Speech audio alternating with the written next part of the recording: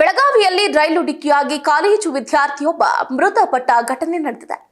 ರೈಲು ಡಿಕ್ಕಿ ಹೊಡೆದ ಪರಿಣಾಮ ಕಾಲೇಜು ವಿದ್ಯಾರ್ಥಿಯೊಬ್ಬ ಸ್ಥಳದಲ್ಲೇ ಮೃತಪಟ್ಟಿರುವಂತಹ ಅತಿ ಘೋರ ದುರಂತ ಬೆಳಗಾವಿಯ ತಾನಾಜಿ ಗಲ್ಲಿಯ ಮೇಲ್ಸೇತುವೆ ಬಳಿ ಸೋಮವಾರ ನಡೆದಿದೆ. ಬೆಳಗಾವಿ ನಗರದ ನಿವಾಸಿ ರೋಹಿತ್ ಪಾಟೀಲ್ ಮೃತ ಯುವಕ ಅಂತ ಗುರುತಿಸಲಾಗಿದೆ.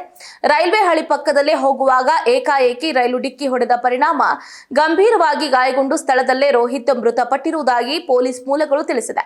ಇನ್ನು ಕಾಲೇಜು ಮುಗಿಸಿಕೊಂಡು ವಾಪಸ್ ಮನೆಗೆ ಮರಳುವಾಗ ಈ ಅವಘಡ ಸಂಭವಿಸಿದೆ. ಸ್ಥಳಕ್ಕೆ ರೈಲ್ವೆ ಮತ್ತು ಮಾರ್ಕೆಟ್ ಠಾಣಾ ಪೊಲೀಸರು ಭೇಟಿ ನೀಡಿ ಪರಿಶೀಲನೆ ನಡೆಸಿದ್ದು, ರೈಲ್ವೆ ಹಳಿ ಮೇಲಿಂದ ರೋಹಿತ್ ಮೃತದೇಹವನ್ನ ಹೊರಗೆ ತೆಗೆಯುವುದಕ್ಕೆ ಪೊಲೀಸರಿಗೆ ಸೋಷಿಯಲ್ ಸರ್ವಿಸ್ ರೆಸ್ಕ್ಯೂ ಟೀಮ್ ನೆರವು ನೀಡಿದೆ. ಇನ್ನು ತಂಡದ ಪದ್ಮರಾಜ ಹೂಲಿ ಮಾತನಾಡಿ, ಈ ರೀತಿಯಾದಂತಹ ಘಟನೆಗಳು ಪದೇ ಪದೇ ದುರಂತ ಸಂಭವಿಸ್ತಾ ಇರೋದು ನೋವನ್ನ ಉಂಟು ಮಾಡ್ತಾ ಇದೆ.